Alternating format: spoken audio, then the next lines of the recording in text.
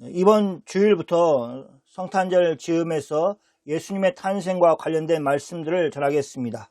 예수님이 이 땅에 오신 의미들을 되새겨보고 지금 우리가 살고 있는 이 시대에 어떻게 적용을 할 것인가에 대해서 말씀을 전하겠습니다. 그 첫 번째 시간으로 우리는 요한에 대해서 살펴보겠습니다. 여기 요한을 이야기할 때 예수님의 제자인 요한이 아니라 세례 요한을 말하는 것입니다. 이 두 요한을 구별하기 위해서 요한에게 세례라는 수식어를 붙여 세례 요한이라고 하고 있습니다. 그렇지만 꼭 그 이유에만이 아니라 그를 세례 요한으로 부르는 이유가 있습니다. 요한의 사역 가운데 세례, 즉 물세례를 주었던 일이 가장 중요한 사역 중에 하나였기 때문입니다. 그래서 그를 세례 요한이라고 부르는 것입니다. 요한에 대해서 이야기하기 위해서 먼저 그가 언제 그 사역을 하였는가 하는 배경을 살펴보겠습니다. 누가복음 3장 1절에서 2절 말씀입니다. 디베르 황제가 통치한 지 15해 곧 본디오 빌라도가 유다의 총독으로 헤롯이 갈릴리의 분봉왕으로 그 동생 빌립이 이두레와 그라고닛 지방의 분봉왕으로 루사니아가 아벨레네의 분봉왕으로 안나스와 가야바가 대제사장으로 있을 때에 여기까지가 쭉 이름들이 나와 있습니다. 그렇게 있을 때에 하나님의 말씀이 빈들에서 사가랴의 아들 요한에게 임한지라. 디베르 황제는 로마 황제를 가리킵니다. 그리고 여러 사람들이 이어서 나옵니다. 본디오 빌라도는 우리가 아는 사람입니다. 유대의 총독이었습니다. 그리고 헤롯은 갈릴리의 분봉왕이었습니다. 성경은 그 당시 다른 지역의 분봉왕에 대해서도 이야기를 하고 있습니다. 이어서 2절에서는 2명의 대제사장을 언급하고 있습니다. 사실 유대적인 상황에서는 한 명의 대제사장만 있어야 했습니다. 그러나 한 명의 제사장, 즉 안나스가 죽기 전에 로마 정부는 또 다른 대제사장을 임명하였습니다. 그 사람이 가야바입니다. 그것은 유대인들의 종교적인 풍습을 무시한 로마 정부의 횡포였습니다. 불행인지 다행인지 안나스와 가야바는 장인과 사위의 관계였습니다. 그래서 안나스가 가야바가 제사장으로 있음에도 불구하고 제사장으로서의 권한을 여전히 행사하고 있었습니다. 이렇게 길게 역사적인 배경을 이야기하는 것은 요한이 사역하였던 때가 정확히 언제였는가 하는 것을 말해 주는 것입니다. 요한이 실제로 사역했다라는 것을 증명해 주는 것입니다. 역사에 이런 사람들이 왕으로 있었을 때, 분봉왕으로 있었을 때 그때 요한이 사역하였다라는 것이기 때문에 그렇습니다. 그뿐만 아니라 구원 역사 가운데 아주 중요한 일이 일어날 것을 암시하기 위해서 여러 왕들의 이름을 언급하고 있는 것입니다. 그 일이 무엇입니까? 그것은 바로 하나님의 말씀이 빈들에서 사가랴의 아들 요한에게 임한 것입니다. 하나님의 말씀이 임하였다는 것은 참으로 놀라운 일이었습니다. 그것은 요한의 아버지 사가랴가 요한이 잉태할 때쯤 받았던 징조와는 또 다른 것이었습니다. 이렇게 하나님 말씀이 임해야만 그 말씀을 가지고 사역을 하는 사람이 나타나는 것입니다. 하나님의 말씀이 없는 사역자는 사실은 그런 거짓 사역자가 되는 것이기 때문에 그렇습니다. 그럼 요한은 왜 하나님의 말씀이 임할 때에 광야에 즉 빈들에 있었습니까? 누가복음 1장 80절 말씀입니다. 한번 같이 읽어볼까요? 아이가 자라며 심령이 강하여지며 이스라엘에게 나타나는 날까지 빈들에 있으니라. 그러니까 어느 날 요한이 빈들에 나아가서 하나님의 말씀을 받은 것이 아니라 그는 자라고 나서 어느 일정 기간이 돼서 계속해서 빈들에 머물러 있었다는 것을 알 수 있습니다. 여기 아이는 바로 요한이었습니다. 요한이 자라면서 심령이 강해졌습니다. 그리고 그는 이스라엘 백성들 앞에 나타날 날까지 빈들, 즉 광야에서 살았습니다. 누가복음 1장 80절 말씀은 요한의 특별한 출생과 그의 성장을 말해주고 있습니다. 요한은 빈들에서 자랐습니다. 요한이 태어난 지 30여 년이 지났지만 하나님은 그를 기억하시고 잊지 않으시고 그에게 하나님의 말씀을 주셨습니다. 하나님이 특별하게 출생하게 했던 요한을 하나님이 광야에서 부르셔서 그에게 하나님의 사역을 맡기신 것입니다. 분명 하나님의 말씀을 받은 곳은 빈들, 즉 광야였습니다. 그런데 3장 3절 말씀을 보면 그와 광야에만 머무르는 것이 아니었음을 알 수 있습니다. 같이 한번 읽어볼까요? 요한이 요단강 부근 각처에 와서 죄 사함을 받게 하는 회개의 세례를 전파하니, 세례 요한은 긴 세월 동안 머물렀던 빈들을 떠났습니다. 그는 요단강 부근 각처를 다녔습니다.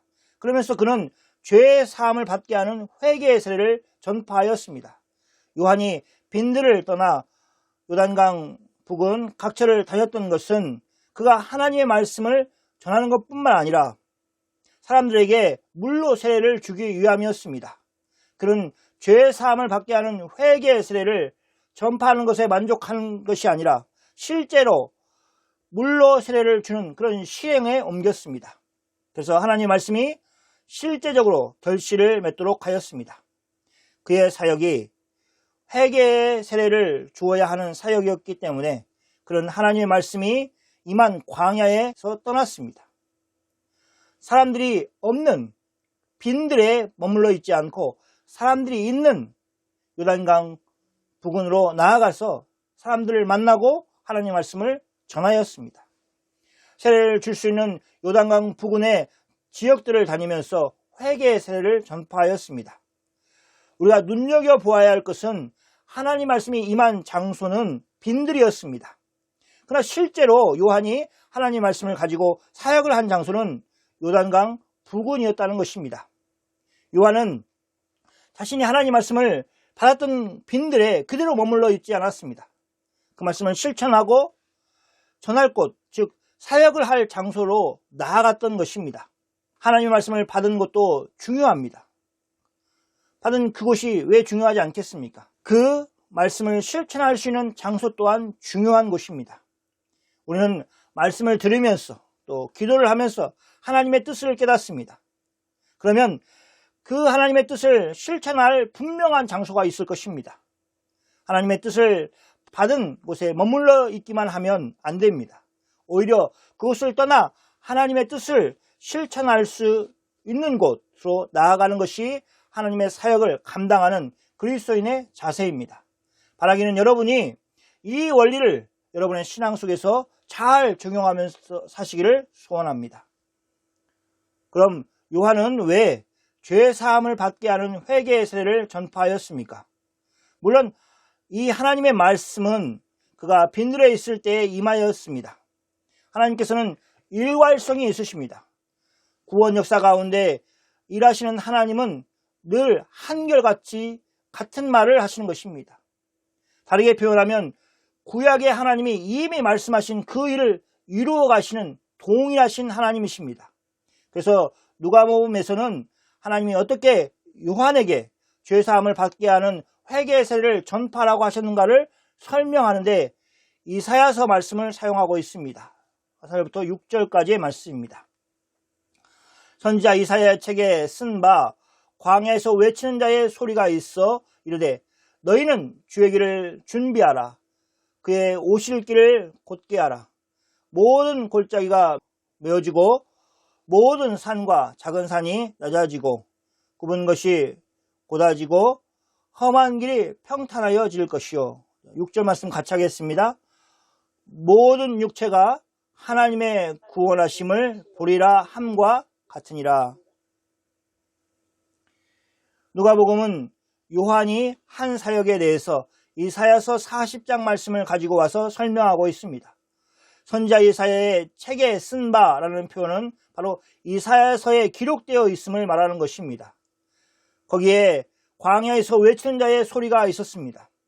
이사야서의 기록 연대를 본다면 이사야서가 말하고 있는 이야기는 이스라엘 백성들이 포로로 잡혀갔던 바벨론에서 돌아오는 것을 예언한 것입니다. 광야에서 외치는 자의 소리는 너희는 주의 길을 준비하라. 그의 오실 길을 곧게 하라고 외쳤는데 그것은 예루살렘으로 돌아오는 그 길을 준비하라는 것이었습니다. 5절에 나오는 모든 골짜기, 모든 산과 작은 산, 또 굽은 것과 험한 길은 다 장애물이었습니다. 그런 것들이 있다면 길을 가는데 불편하였습니다. 그런 장애물들을 제거하는 것에 대해서 광야에서 외치는 자리의 소리가 외쳤던 것입니다. 그런데 바벨론 포로 생활을 하고 있던 사람들이 광야를 지나 예루살렘으로 돌아오는 길에 그런 실제적인 작업을 하고 왔느냐 하면 그렇지 않습니다. 그러므로 주의 길을 준비하는 것과 주의 오실 길을 곧게 하는 것은 실제 지형을 변화시키는 것을 의미하는 것이 아니라 비유로 말씀하신 것입니다. 옛날 왕이 시차를 나아갈 때에 그 왕이 지나갈 길을 정비하듯이 그렇게 주의 길, 왕의 길을 준비하라는 것입니다. 그것은 한편으로는 바벨론 포로에서 돌아오는 것이었습니다. 또 다른 한편에서는 예수 그리스도가 왕으로 이 땅에 오실 것을 준비하라는 말씀이었습니다. 이렇게 이중적으로 이 말씀이 성취되었다라고 표현합니다. 그 준비하는 일을 요한은 사람들이 회개하는 것이라고 생각하였습니다. 하나님이 오시는 일을 준비하는 것은 죄에 대한 회개였습니다. 죄악된 사람들에게서 돌이켜 하나님의 길을 걷는 것이 바로 주의 길을 준비하는 것이었습니다. 그래서 사람들은 죄의 사함을 받게 하는 회개를 해야 하였습니다. 그것을 외적으로 보여주는 것이 바로 요단강에서 요한에 의해서 행해지는 물 세례였습니다. 6절 말씀을 보면 우리는 놀라운 내용이 있습니다. 그렇게 주의 길을 준비하고 그의 오실 길을 곧게 하면 주님이 그 길로 오셔서 모든 육체가, 즉 모든 사람이 하나님의 구원하심을 보리라고 말씀하셨습니다. 이것은 주님이 임하시는 의도이고 목적인 것입니다. 주님은 모든 육체가 하나님의 구원을 볼 것을 또 누릴 것을 원하신다고 이사야 선지자가 분명하게 밝히고 있습니다. 이렇게 하나님의 구원하심을 얻은 사람들은 누구입니까? 이어지는 성경 말씀 속에서 요한은 하나님의 말씀을 모든 사람들에게 전하고 있는데 그것을 듣고 마음으로 주님께 올 준비가 되어 있지 않은 사람들이 있었음을 밝히고 있습니다. 그리고 그런 사람들은 이사야 선지자가 이야기한 사람들 속에 들어갈 수가 없을 것입니다. 즉 모든 육체가 하나님의 구원하심을 보리라 하신 그 말 속에 포함되지 못할 것입니다. 7절과 8절 말씀입니다.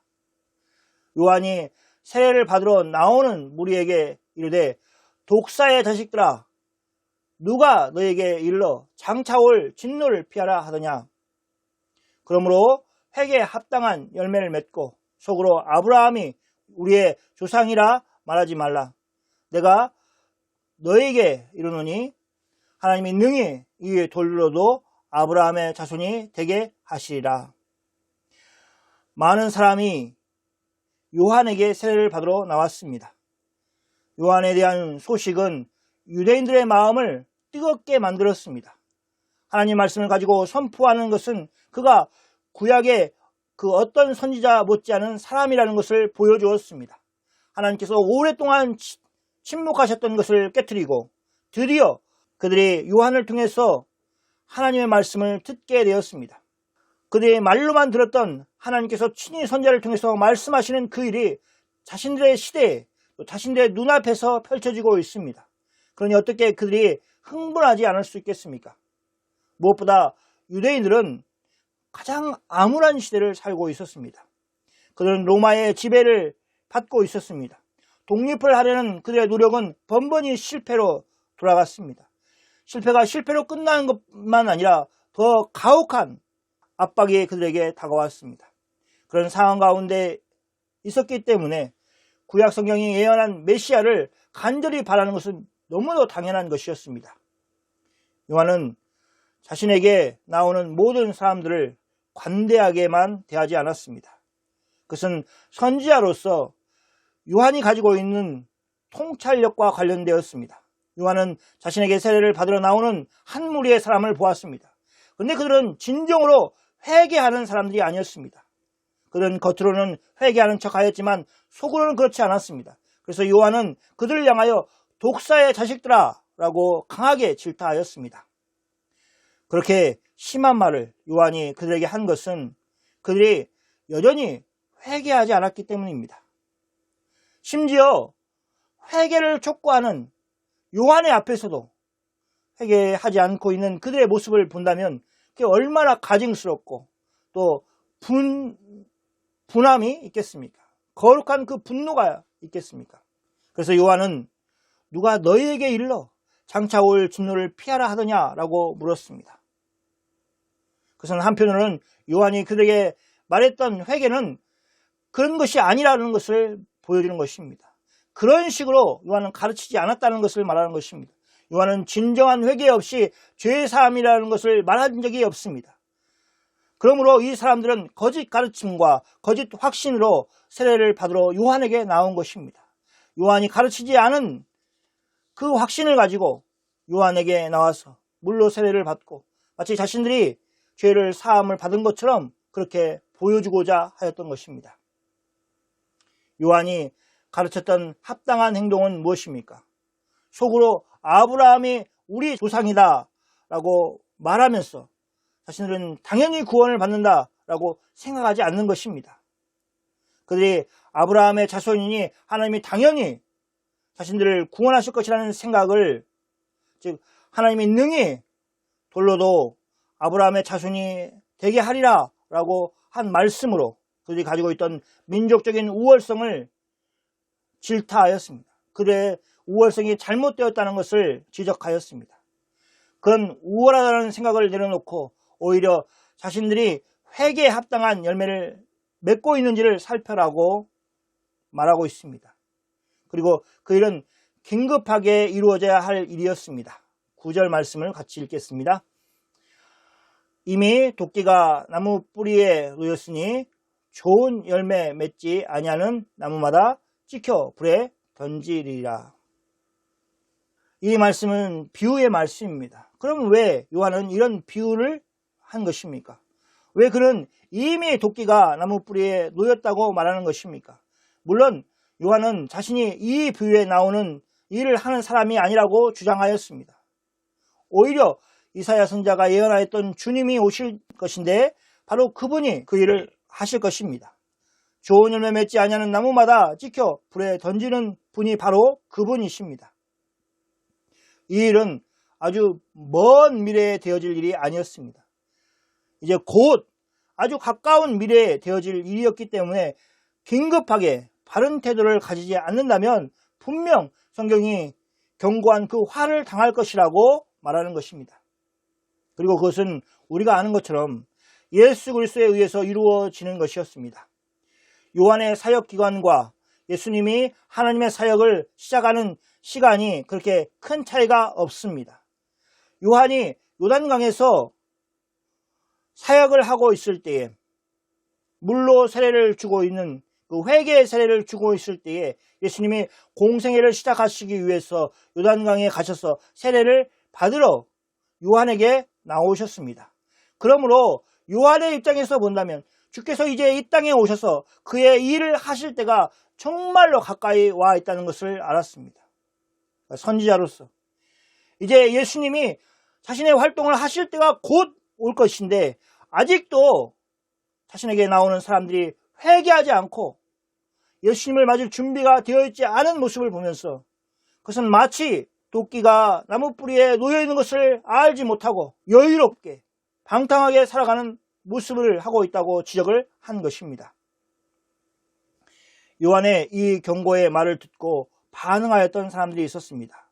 성경은 세 부류의 사람들을 언급하고 있습니다. 그들은 한결같이 마치 한 사람이 대답하는 것처럼 그러면 우리는 무엇을 하리까? 라고 질문하였습니다.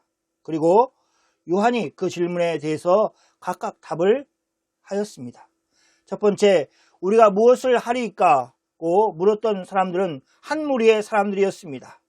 그 질문에 대한 답은 11절 말씀에 나옵니다. 같이 한번 읽어보겠습니다. 대답하여 이르되 옷 두 벌 있는 자는 옷 없는 자에게 나눠줄 것이요 먹을 것이 있는 자도 그렇게 할 것이니라 하고, 요한이 그들에게 답으로 준 것은 일상의 삶 속에서 실천할 수 있는 그런 내용이었습니다. 옷 2벌이 있는 사람은 옷 없는 자에게 나누어 주라는 것입니다. 먹을 것이 있는 사람도 먹을 것이 없는 사람에게 나누어 주라고 하였습니다. 그 말은 있는 사람이 없는 사람에게 나누어 주라라는 것입니다. 하나님의 자비하심을 삶 속에서 실천하는 것은 회개한 사람들이 돌아가야 하는 삶입니다. 죄악된 사람들은 자신의 것을 더 많이 차지하기 위해서, 심지어는 불법적인 방법까지 동원해서 남의 것을 빼앗는 삶을 산다면, 회개하고 하나님 나라에 살아가는 사람들은 그런 폭력에 의해서 망가진 삶을 사는 사람들을 도와 그들의 삶이 회복되는 일을 하는 것에 힘쓰는 것입니다. 그것은 바로 요한이 이야기한 회개에 합당한 열매를 맺는 삶이었습니다. 그것은 멀리 있는 것이 아니라 우리 그리스도인들이 사는 삶 가운데서 일어나야 되는 일입니다. 어려운 것이 아니라 실천 가능한 일이라는 것을 또한 요한은 답을 통해서 알려주고 있습니다. 먹을 것이 없는 사람이 겪어야 하는 고통이 어떠한 것인지를 안다면, 옷이 없는 사람이 차가운 밤에 견뎌야 되는 고통이 어떤 것인지를 안다면, 그들의 고통을 외면하고 자신의 몸과 자신의 배를 만족시키는데 온 신경을 쓰며 살지는 않을 것입니다. 그런 이기적인 사람에 대해서 하나님은 합당한 판결을 내리실 것입니다. 그러므로 깨어 있어야 합니다. 자신이 무엇을 여유롭게 가지고 있는지를 확인하는 것뿐만 아니라 우리 주위에 누가 부족함으로 인하여 고통을 당하고 있는지 하는 것을 살펴야 됩니다. 우리는 마지막 날에 심판을 받을 때 우리가 한 아주 큰 잘못 때문에 심판을 받는 것보다 우리가 사소하다고 생각해서 하지 않은 일로 인하여 심판을 더 받을 것입니다. 예수님은 예수님 자신이 자기 영광으로 모든 천사와 함께 올 때에 자기 영광의 보좌에 앉으실 것을 말씀하셨습니다.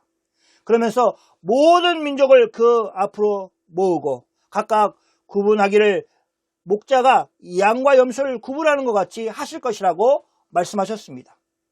예수님이 양과 염소를 구분할 때 그 근거가 되는 것이 무엇이었습니까? 마태복음 25장 35절 36절 말씀입니다. 같이 한번 읽어볼까요? 내가 줄일 때에 너희가 먹을 것을 주었고 목마를 때에 마시게 하였고 나그네 되었을 때에 영접하였고 헐벗을 때에 옷을 입혔고 병들었을 때에 돌아보았고 옥에 갇혔을 때에 와서 보았느니라. 줄일 때에 먹을 것을 주었느냐? 목말랐을 때에 마실 것을 주었느냐? 나그네 됐을 때 영접하였느냐? 헐벗을 때 옷을 입혔느냐? 병들었을 때 돌아보았느냐? 옥에 갇혔을 때 와서 보았느냐? 하는 것이 기준이었습니다. 예수님은 그 일을 내 형제 중에서 지극히 작은 자 하나에게 하였느냐 하는 것으로 판결을 하실 것입니다. 이것은 요한의 말한 것과 비슷한 것입니다. 우리는 이 말씀을 기억하고 우리의 삶 속에서 회개한 사람으로서 나타나야 될 열매를 맺으면서 살아야겠습니다. 두 번째, 우리가 무엇을 하리까라고 물었던 사람들은 세리들이었습니다. 그들도 회개의 세를 받고자 하였습니다. 13절 말씀을 보겠습니다. 이르되 부과된 것 외에는 거두지 말라 하고, 요한은 세리들에게 원래 부과된 것보다 더 많이 거두지 말라고 하였습니다. 요한은 세리들이 자신들이 원래 부과된 것보다 더 많이 거두어서 자신들의 불을 채우고 있다는 것을 알았습니다. 그리고 그것은 바로 이스라엘 사람들에게 하는 일이었기 때문에 그들로 원성을 듣는 일이었습니다. 그렇지 않아도 무거운 세금으로 인해서 고통을 하고 있는 그들은 강제적인 힘을 가지고 있다는 이유만으로 세리들은 자신들의 권한을 악용해서 자신들의 이익을 채우기 위해서 무거운 세금 위에 자신들의 이익까지 더하여 그들에게 내도록 만든 것입니다. 요한은 그들의 잘못을 지적하고 그것을 고치라고 하였습니다. 그들은 직장에서 욕심을 추구하는 삶이 아니라 하나님의 말씀을 실천하는 삶을 살도록 하였습니다. 또 한편으로는 어려운 사람들의 삶을 돌아보고 그들을 위하는 삶을 살라고 말하는 것입니다. 세 번째는 우리가 무엇을 하리까? 라고 물었던 사람들은 군인들이었습니다. 그들은 사람에게서 강탈하였습니다. 거짓으로 고발도 하였습니다. 받은 급료가 적어서 그것에 만족하지 못하여서 다른 사람들의 것을 빼앗았습니다. 그들은 힘이 있었습니다. 그래서 받은 급료가 적었기 때문에 다른 사람의 것을 빼앗음으로 그 급료가 부족한 부분을 채우려고 하였습니다. 그런데 그런 것들을 앞으로는 하지 말라고 요한은 말하고 있습니다. 이것도 바로 그들의 직장에서 그 일을 실천하게 되어 있습니다. 여기 우리가 무엇을 하리까? 라고 나온 사람들은 일정한 힘을 가지고 있다는 것을 알 수 있습니다. 옷을 2벌 가지고 있는 사람은 나름대로의 힘이 있습니다. 왜냐하면 옷이 없는 사람들이 있기 때문에 그렇습니다. 백성들로부터 세금을 걷어들이는 강한 힘을 가진 세리들이 있습니다. 남의 물건을 강탈할 수 있는 정도의 권력을 가지고 있는 군인들이 있습니다. 그러나 요한이 이야기하는 것은 그 힘을 바르게 사용하라는 것입니다. 힘이 있느냐 없느냐가 그들을 구원하는 결정적인 이유가 아니라는 것입니다. 그들이 그 힘을 어떻게 사용하느냐 하는 것이 그것을 결정할 것이기 때문입니다. 이제 말씀을 정리하겠습니다. 요한은 예수님의 오실 길을 예비하는 광야에서 외치는 자의 소리였습니다. 그것을 위해서 그는 사역을 감당하였습니다. 그리고 그는 그 일을 성실하게 감당하였습니다. 그는 빈들에서 하나님의 말씀을 받았고 하나님의 말씀을 가지고 요단강 부근에서 사역을 하면서 요단강에서 사람들에게 죄의 사함을 받게 하는 회개의 세례를 베풀었습니다. 사람들은 이 선자의 외침에 귀를 기울였습니다. 겉으로만 반응하였던 사람들에 대해서는 엄한 경고의 소리를 내었습니다. 그리고 우리가 무엇을 하리까? 라고 진지하게 물어오는 사람들에게 요한은 선지자로서 답을 주었습니다. 그것은 힘이 있는 사람이 자신을 낮추어 자신을 위해서가 아니라 없는 사람을 위해서 살라고 하는 것이었습니다. 우리 구주 예수님이 그렇게 준비된 심령에 천국의 씨앗을 심으셨습니다. 하나님을 떠났던 사람들을 준비시킨 요한의 수고로 예수님은 그들의 심령에 하나님 나라의 복음을 크게 외쳤고 많은 사람들이 하나님 아버지께 돌아왔습니다. 사랑하는 성도 여러분, 우리는 매해마다 성탄절을 지킵니다. 그럴 때마다 예수님이 얼마나 많은 영광을 버리시고 이 땅에 인간의 몸으로 오셨는가를 이야기합니다. 그런데 정작 예수님이 우리에게 희생하라고 말할 때 그 예수님의 길을 걸어가는 것을 거절합니다. 우리에게 있는 것을 나누라고 말씀하십니다. 우리에게 주신 힘을 바르게 사용하라고 말씀하십니다. 그런 말씀을 우리에게 하고 계십니다. 이제 우리는 그것을 거절할 수 없습니다. 성탄절은 우리에게 기꺼이 자신의 아들을 내어주신 하나님 아버지를 우리가 더 주목하여 보는 시기이기 때문입니다. 그 길을 선택하신 예수님을 바라보는 그런 시기이기 때문에 그렇습니다. 성탄하신 예수님이 보여주신 것들을 우리의 삶의 현장에서 실천하는 그런 시즌이 되기를 소원합니다.